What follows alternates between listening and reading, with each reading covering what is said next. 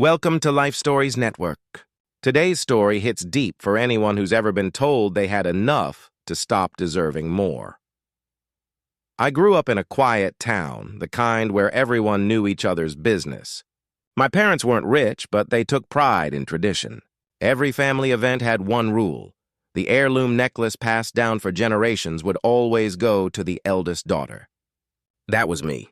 I'd seen it in my grandmother's photo, around my mother's neck on her wedding day, even in the old portraits hanging in the hallway.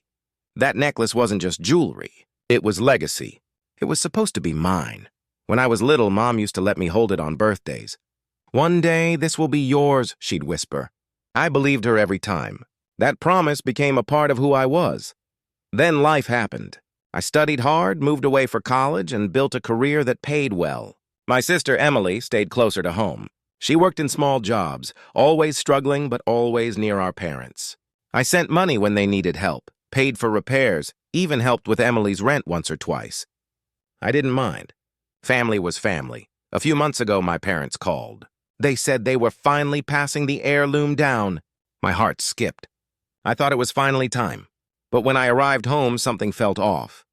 Emily was glowing, almost smug. My mother looked guilty. My father wouldn't meet my eyes.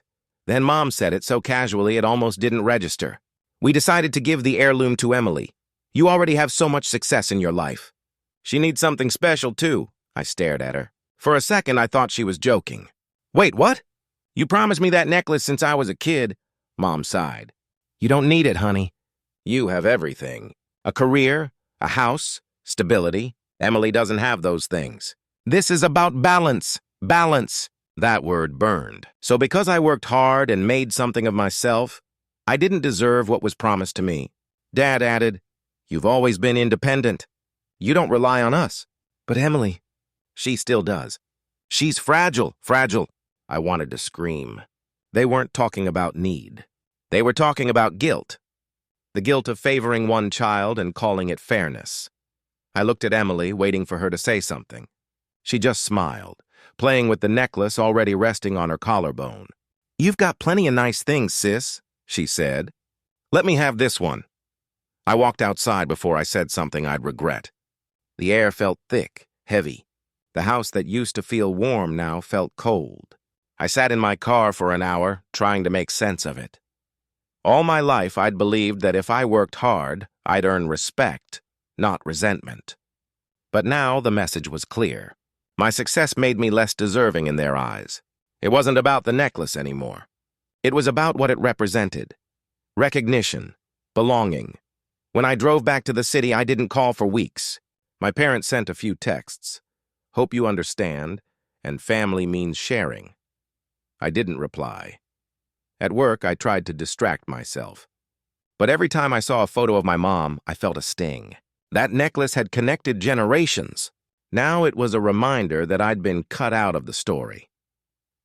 One night, I got a call from Emily. She said Mom wanted to host a family dinner to make peace. Against my better judgment, I agreed. Maybe I wanted closure. When I arrived, the dining room looked just like old times. My dad carving roast, my mom setting the plates, Emily sitting across, still wearing the heirloom. I noticed she'd had it cleaned. It sparkled more than ever, almost mocking me under the lights. Dinner started off polite. Small talk, weather, work. Then Mom said, "We just want things to go back to normal." I smiled, tight and hollow. "Normal meaning I stay quiet while you rewrite promises?" Dad's voice grew sharp. "Don't make this about material things." "It's not material," I said. "It's about meaning. You taught me that heirlooms carry legacy, not pity. Now you've turned it into charity." Emily rolled her eyes. "You always make things dramatic." "It's a necklace," I laughed, but it wasn't from humor. "Yeah, just a necklace that was promised to me since before you were born." The silence after that was thick. My parents looked everywhere but at me. That told me everything. They knew what they'd done. They just didn't want to feel bad about it. After dinner, Mom followed me to the door.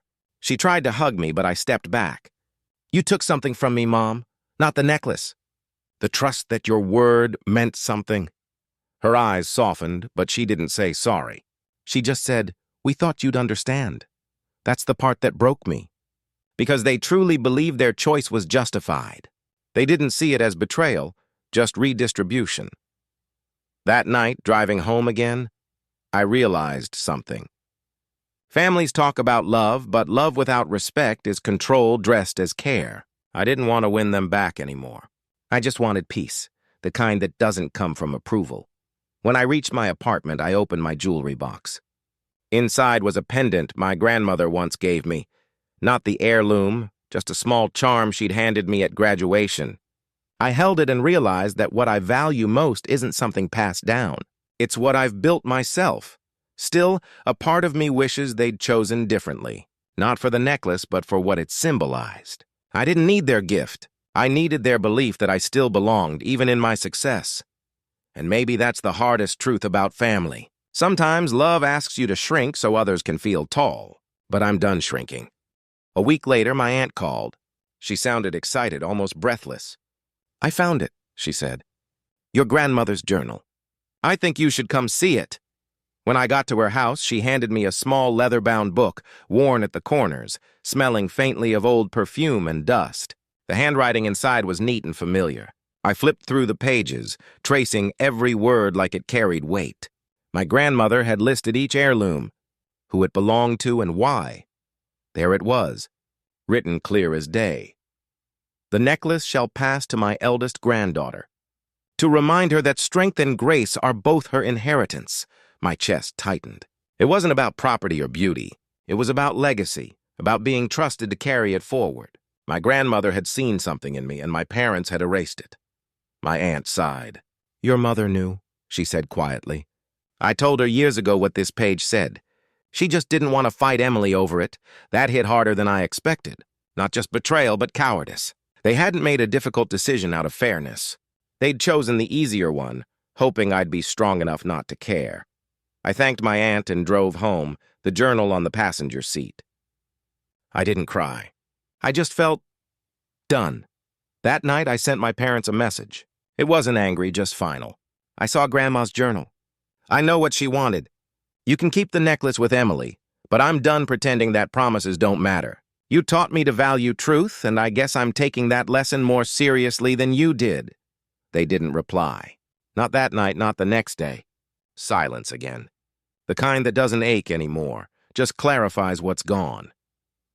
Weeks passed. Life went on. I poured myself into work, met new people, started volunteering at a community center. The pain faded into something quieter. Every now and then, I'd get a text from Emily, usually something surface level like a meme or a photo, but I couldn't unsee the necklace around her neck. It always reminded me of everything unspoken between us.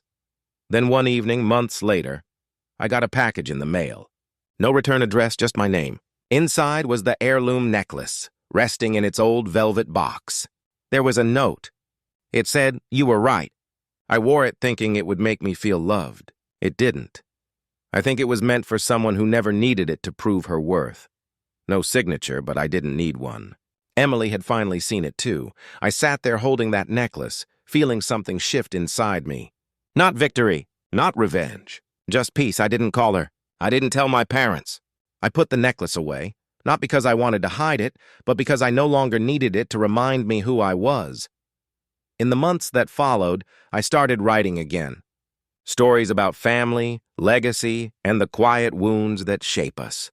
It felt strange how something so painful could lead to something freeing. I realized the heirloom wasn't a prize or a burden. It was a mirror. It showed me how much of my worth I'd handed over to other people's approval. And when they took it away, I was forced to find that worth on my own. One evening, I went to visit my grandmother's grave. I brought the necklace with me, laid it on the stone, and whispered, "I think you'd understand." The wind picked up, soft and cold. For the first time in a long while, I felt like I'd kept her promise after all, not by wearing the heirloom, but by honoring what it meant. Later, as I drove home, I thought about forgiveness.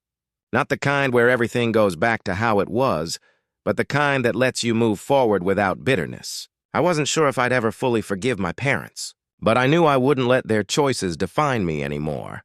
Emily eventually called. She wanted to talk, to explain. She said she'd realized how much she'd let envy control her. I listened, but I didn't interrupt. When she finally said, "I'm sorry," I believed her. Not because I needed to, but because she said it like someone who had finally faced herself. We talked for a while after that. About small things.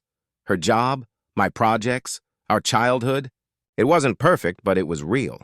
Maybe that was enough. Now the necklace sits in a small box on my shelf.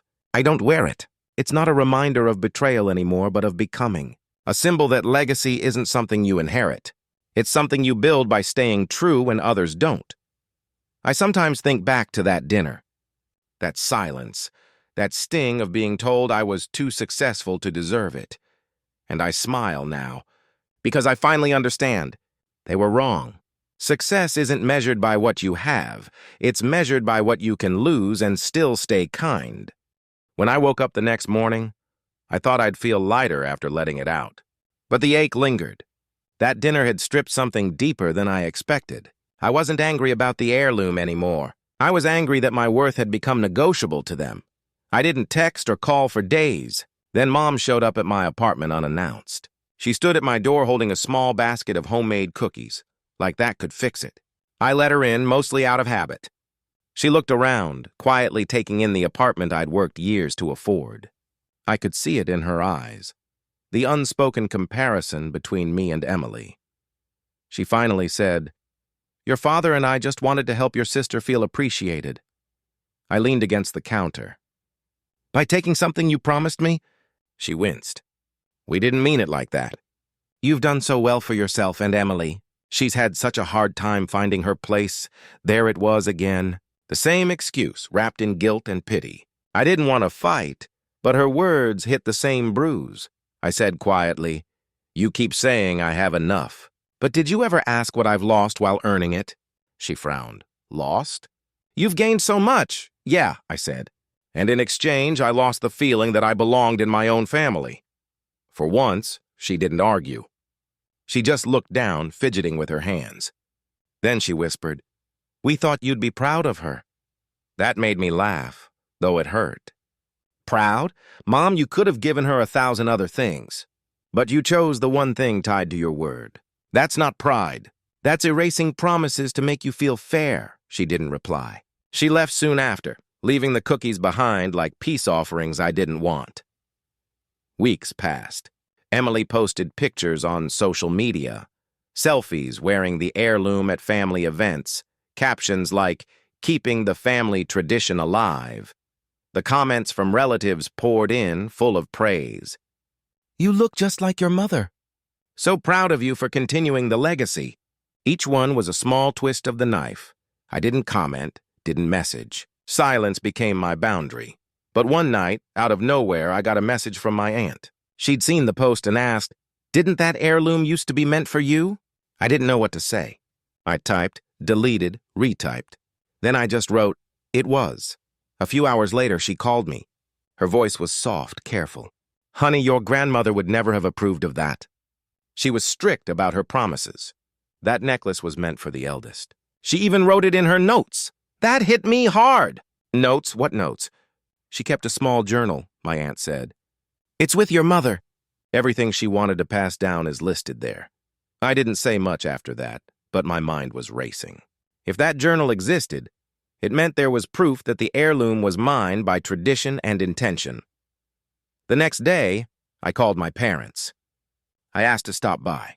Mom hesitated but agreed. When I arrived, Dad was watching TV, pretending not to care, and Mom was in the kitchen. I got straight to the point. "I heard about Grandma's journal. Do you still have it?" Her face went pale. "Who told you that?" "Aunt Linda," I said. "She said Grandma wrote everything about the heirloom." Mom turned to Dad, who shifted uncomfortably. "It's not important," he said. "Your grandmother's wishes were made a long time ago." I took a deep breath. "And you decided to change them?" Mom's voice rose. "Don't twist this. We were trying to keep peace in the family." I met her eyes. "By breaking your mother's word?" The silence that followed was sharp. I knew then that they had read the journal, knew the truth, and ignored it. They hadn't just broken a promise to me, they'd rewritten history for convenience. Finally, Mom said, "It's just a piece of jewelry. We didn't think it would matter this much." It mattered because you made it matter, I said quietly. You built it into something sacred. Then you decided I didn't need sacred things anymore. Dad stood up. You have no right to talk to us like that. I nodded slowly. You're right. I have no right to expect honesty, apparently. I turned to leave. That's when Mom said, if your grandmother were here, she'd understand what we did. I stopped at the door. No, she wouldn't, I said. She believed in earning things with integrity, not taking them away to balance guilt. When I walked out, it wasn't dramatic. No shouting, no slammed doors, just a quiet ending to something that had already died a while ago. That night, I couldn't sleep. I kept seeing my grandmother's face in old photos, her hands clasping that necklace. I remembered her telling me, promises keep families honest. She'd said it with such calm authority, as if she already knew how fragile truth could be. I realized then that I wasn't just mourning an heirloom or a broken promise. I was mourning the version of my family that existed in my memory, the one where words meant something and fairness didn't come at the cost of dignity. The next morning, I called my aunt again. She said she'd look for a copy of that journal. Part of me didn't even care about proving anything anymore. I just wanted closure. But another part of me, the one still holding on to the child who was promised something sacred, needed to know the truth. Not to win, but to reclaim the part of me that had been quietly stolen.